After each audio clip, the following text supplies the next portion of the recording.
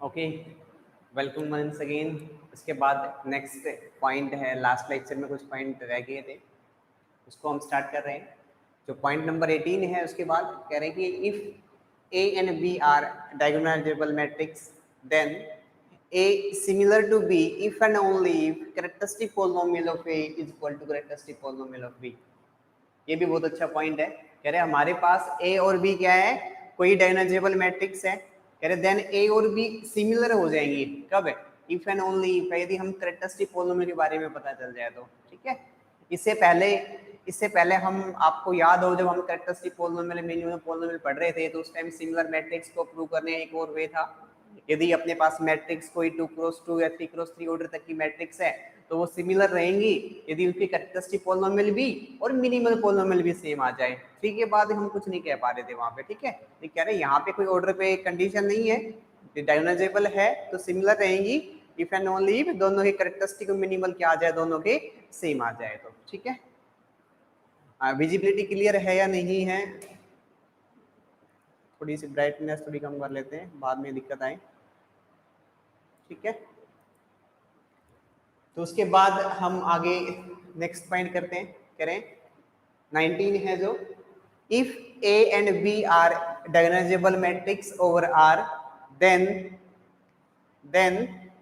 If लिखा हुआ है, then if A is diagonalizable then A raised to power k is also diagonalizable matrix। ठीक है, ये कह रहे हैं अपने पास यदि A और B कोई दो डायगोनलाइजेबल मैट्रिक्स है over field of real number, हमें यहाँ पे B का यूज नहीं कर रहे तो ओनली A ले लेते हैं, if A is। ठीक है, if A is, ठीक है, डायगोनलाइजेबल मैट्रिक्स है over field of real number and if A diagonalisable है देन कह रहा है ए रेस्ट पावर के भी डायगोनलाइजेबल रहेगा।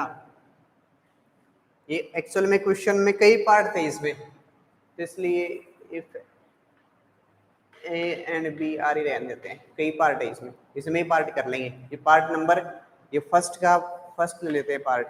ठीक है, और फर्स्ट का ही ए पार्ट है। कह रहे अपने पास यदि ए डायगोनलाइजेबल मैट्रिक्स है तो ए रेस्ट पावर के भी क्या हो जाएगी, डायगोनलाइजेबल मैट्रिक्स हो जाएगी। क्लियर है? उसके बाद इसका प्रूफ में कह रहे हैं कुछ भी नहीं है, सिंपल से दो स्टेप है। यदि ए अपने पास डायगोनलाइजेबल है तो इसका मतलब क्या हो गया होगा, पी इनवर्स एपी अपने पास क्या आ रहा होगा, एक डायगोनल मैट्रिक्स आ रहा होगा, तो अपने पास लैम्डा आ रहा है। कह रहे ए रेस्ट पावर के कैसे बता सकते हो, जब आप ए रेस्ट पावर के करोगे तो यहाँ पे अपने पास जो डायगोनल मैट्रिक्स है उसके एलिमेंट्स की पावर हो जाएगी जो कि आइगन वैल्यूज होती है, तो लैम्डा आई रेस्ट पावर के हो जाएगी। ठीक है, इसका मतलब क्या है, ए डायगोनलाइजेबल है तो ए रेस्ट पावर के भी हो जाता है। लेकिन कह रहा बट इफ यदि ए रेस्ट पावर के डायगोनलाइजेबल है तो हम ए के बारे में नहीं कह सकते कुछ कि अपने पास वो हो भी सकती है और नहीं भी हो सकती। ऐसा क्यों? देखो अपने पास जो एग्जांपल लिखा हुआ है, इस एग्जांपल में क्या है,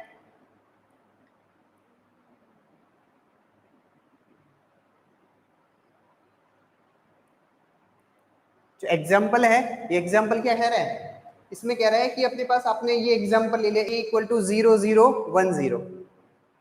आपको पता है निलपोटेंट मैट्रिक्स है जो कि डायगोनलाइजेबल तो नहीं है, क्योंकि निलपोटेंट तो 0 0 होनी चाहिए थी, सारी नल मैट्रिक्स होनी चाहिए थी उस टाइम तो हो जाती।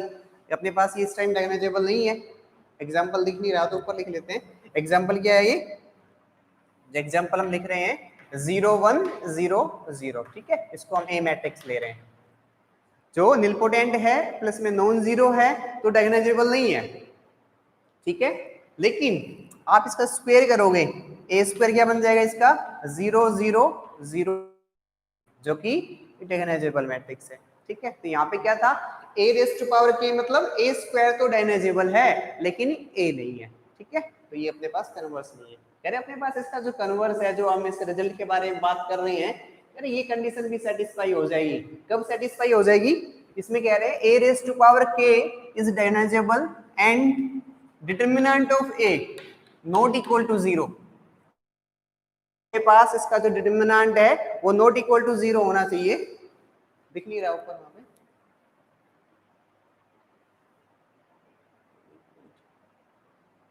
ठीक है, कह रहे हैं यदि determinant of A not equal to 0 then A is diagonalisable. ठीक है, और यदि अपने पास इसका जो डिटरमिनेंट है मतलब नॉन सिंगुलर मैट्रिक्स होनी चाहिए, तो वो मैट्रिक्स भी क्या हो जाएगी, डायगोनलाइजेबल मैट्रिक्स हो जाएगी। ठीक है, तो इसके काफी पॉइंट्स हो गए। उसके बाद एक दो क्वेश्चंस कर लेते हैं। ठीक है, जैसे क्वेश्चन क्या है अपने पास, बिल्कुल सिंपल, यदि फॉर एग्जांपल जैसे ये आ जाए, अपने पास एग्जाम आ जाए ए बी सी 1 से अल्फा 1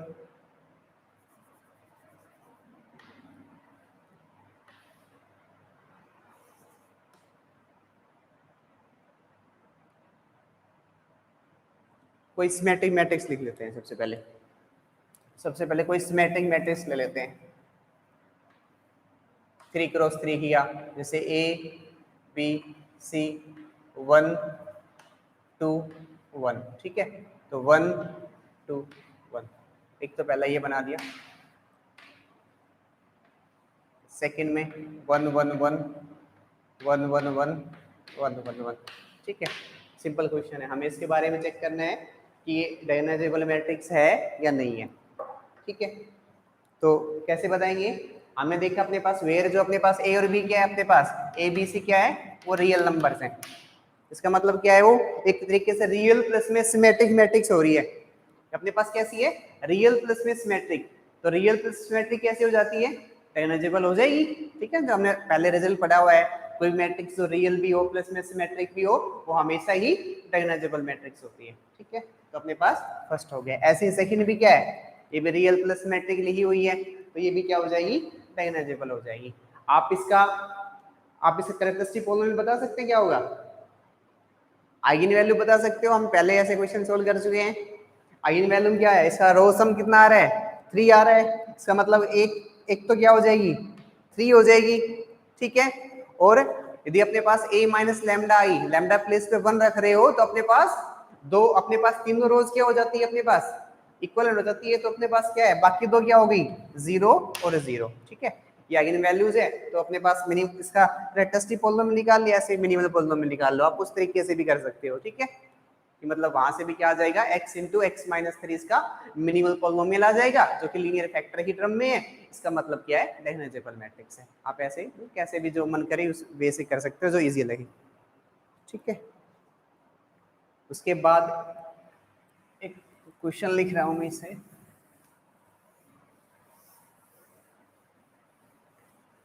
जो नेक्स्ट लेक्चर होंगे उसमें, नेक्स्ट 2 लेक्चर्स में हम काफी क्वेश्चंस करेंगे जो नेट या गेट के आए हुए हैं क्वेश्चन है। ठीक है, तो इसके बाद और जो बाकी लेक्चर्स है उसको भी आप सही तरीके से समझना।